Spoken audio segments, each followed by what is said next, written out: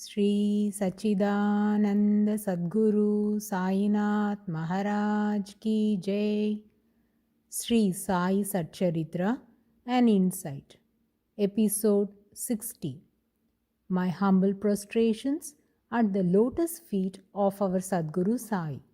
By the divine grace of Sai, an attempt has been made to translate the gist of the divine discourse of Sri Ramanathan brother telecasted in Sai TV. This is purely done to share the glory of Sai and his divine teachings with more insight to the aspirants. Om Gurur Brahma Gurur Vishnuhu Gurur Devo Maheshwaraha Gurur Sakshat Parabrahmam Tasmai Shri Gurave Namaha. Devotees, by the immense grace of Sai, we are stepping into the 14th chapter of Sri Sai Satcharitra. In the previous chapter, we had listened to many wonderful narrations that reflected the healing leelas of Baba executed by his words, grace, and glance. This chapter commences with the leela of how Baba blessed Mr. Ratanji Wadia with progeny. In the city of Nanded, in the Nizam's dominion, there was a famous Parsi merchant. He was popular and very pious, was a mill contractor and trader by name Ratanji Shapurji Wadia. He had amassed a large amount of money, owned horses, carriages, farms, and woodlands. He had every material possession, but was very humble. The doors of his house were open to all, and nobody was turned away empty-handed. He was very liberal and charitable, and helped all in various ways. Ratanji was prosperous, hospitable, pleasant, and the whole world thought that Shethji was happy. Richness alone cannot bring all the contentment that one expects in life. Even the richest person in the world might not be a contented man. Money alone cannot bring this peaceful satisfaction. Not everyone understands this reality, but I am certain all those who trek in Sai's path can attain inner peace and a sense of joy in what they already have in their lives. They will be happy without trying to find fulfillment in acquiring more material possessions. Their hearts attain the state of true contentment by the mercy of Lord Sai Baba, which is a deep-seated sense of accepting who and where you are at any given moment. Unlike for others whose minds are ever in a turmoil as their anticipations and accomplishments never come together. The discontented mind is always agitated and displeased with the present situation, but ever longing for more and better things to happen. Similar was the case with Ratanji. To all, he looked very happy and contented, but really he was not so and was in a miserable state of mind. The reason was Ratanji had daughters but no son. His mind was not at rest. He didn't have the slightest of happiness. Hemat Panji has sarcastically remarked this situation thus: whenever there is anything without a blemish, it will be flawed at least by a small blot. Therefore, it seems that God does this with his own hands. Ratanji had great regard for saints and sages. He always greeted them with due respect, gave offerings, and loved their satsang. But in his heart, Ratanji was constantly worrying about whether God would grant him a virtuous son. He prayed, "O God, wash off this blemish and make me flawless. Save me from humiliation. Dashganu Maharaj and Ratanji were closely associated. Dashganu would visit Ratanji whenever he happened to come to Nanded, and the latter had immense faith on the former. We have heard a lot about Dashganu in the previous episodes. His life teaches a moral to the devotees that Baba, the wondrous God realizer, turned the most hopeless material into saintly grandeur. Dashganu was a petty-minded Luit constable until 1892, was molded by the spiritual alchemist Baba, was transformed from Dashganu to Dashganu Maharaj, and he ranked first among Baba's apostles if we go by the number of devotees drawn to Baba.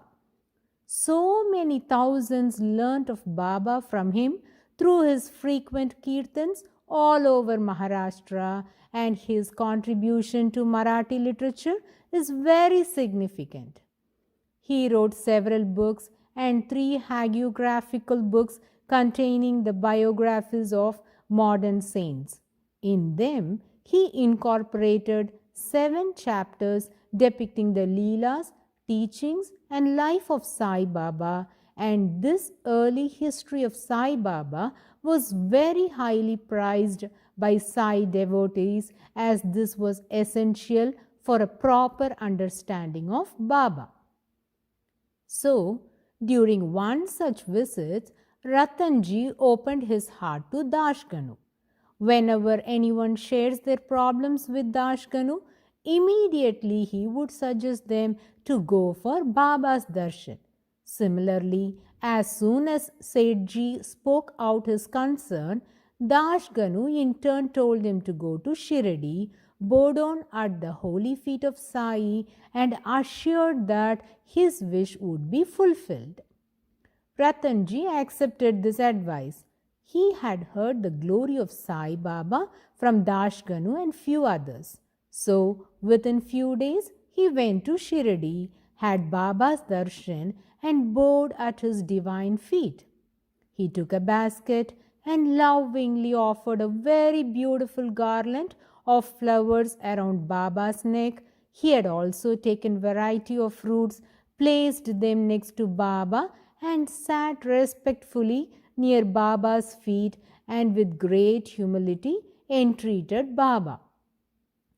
Hemat Panji is explicating the situation of Ratanji with a list of beautiful analogies. He says, it is like a kirtan that is performed without love or devotion to God. Will there be any beauty in that? What is music without harmony and rhythm? And what kind of a Brahmin is he who does not wear the sacred thread? What use is pilgrimage without piety and repentance? What good is ornamentation without a necklace?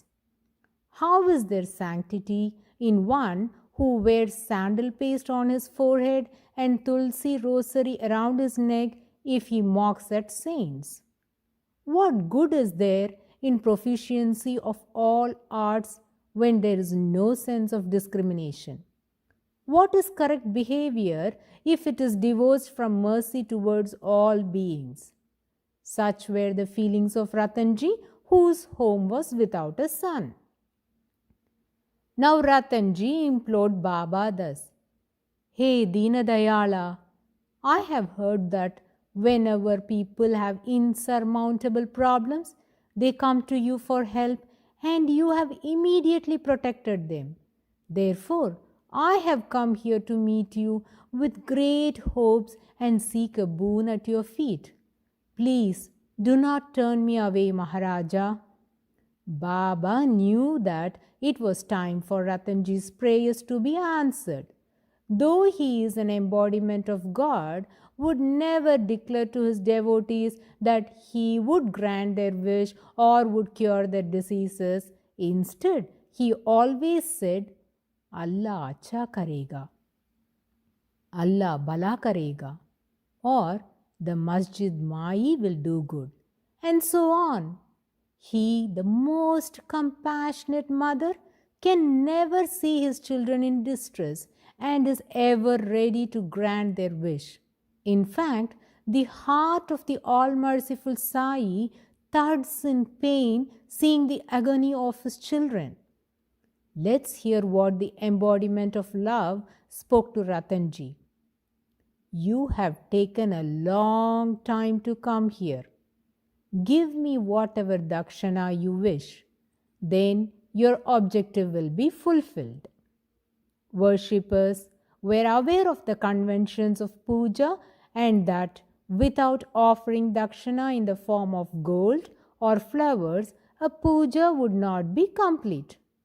Dakshana is necessary at the time of puja of a deity as well as the worship of a siddha. All these were ordinary, simple devotees completely attached to the world. Their minds should be purified by making them offer dakshana was what Baba willed. Listening to Baba's assertions, Ratanji's mind immediately attained peace. He was greatly moved by the assurance of Baba. This is the peculiarity of Baba's darshan. As soon as a devotee gets a glimpse of Baba, a sense of calmness engulfs their heart, freezes their mind, makes them forget all their miseries. All those who had Baba's darshan during his mortal presence in Shirdi have enjoyed this state of mind and have shared their experience with Dashkanu Maharaj, Pujya Sri Narasimha Swamiji, and to those who attempted to collect their meetings with Baba. Such is the company of saints. The Sukshma Sarira or the subtle body of the saints is made up of mind and vital energies, which is very powerful. Actually, the mind or the thoughts are for common man, but for saints it is their sankalpam, that is their supreme will and supernatural powers. Whatever they desire must happen. This is beyond doubt. As Ratanji sat next to Baba, Baba's aura emanated so much of peace that Ratanji was greatly happy. Baba wished to strengthen the faith of Ratanji. As we all know that Baba's blessings will fructify depending upon the faith the devotee holds upon Baba. At the time of asking dakshana from Sethji, Baba mentioned an instance from the past which bewildered Ratanji. When Baba stretched his hand and asked for dakshana, Ratanji, being a wealthy person, had resolved to give ₹5 as dakshana and inserted his hand in his pocket. At this moment, Baba spoke to Ratanji thus: "You have already given me ₹3 and 14 annas out of the 5 rupees. Hence, give me the remaining." Ratanji was puzzled at this statement of Baba. As this is his first visit to Shirdi, how he would have given any dakshana to Baba? He tried to recollect if previously had sent dakshana to Baba through any of the devotees, but didn't remember any such incident. As many others were present, Ratanji felt embarrassed to ask Baba for further details. So he quietly gave the balance of ₹1 and 2 annas as dakshana, bowed at his feet and sat with folded hands, imploring Baba thus: "O compassionate one, you know the reason of my unhappiness. Please remove it. Have mercy on this ill-fated and ignorant one. It is my past birth's good merits have borne fruit that I have been able to have darshan of this sagacious person, knower of the past, present and future." The personification of mercy and compassionate Baba spoke thus: "Do not worry unnecessarily. Your misfortunes henceforth will start diminishing. He gave him the Udi Prasad and placing his boon bestowing hand on his head, blessed Shethji with these words, Allah will fulfill your heart's desires. Ratanji's heart was filled with joy, took Baba's permission and left to Nanded. But his mind was pondering upon the Dakshina incident that Baba had cited. There came Dashganu Maharaj to Nanded. He was a noted Kirtankar and itinerant minstrel who propagated the glory of Sai Baba across Maharashtra, was a frequent traveler to this region. And Ratanji expressed his heartfelt gratitude to Dashganu for advising him to go to Shirdi and narrated all the incidents that took place in Shirdi during Baba's darshan.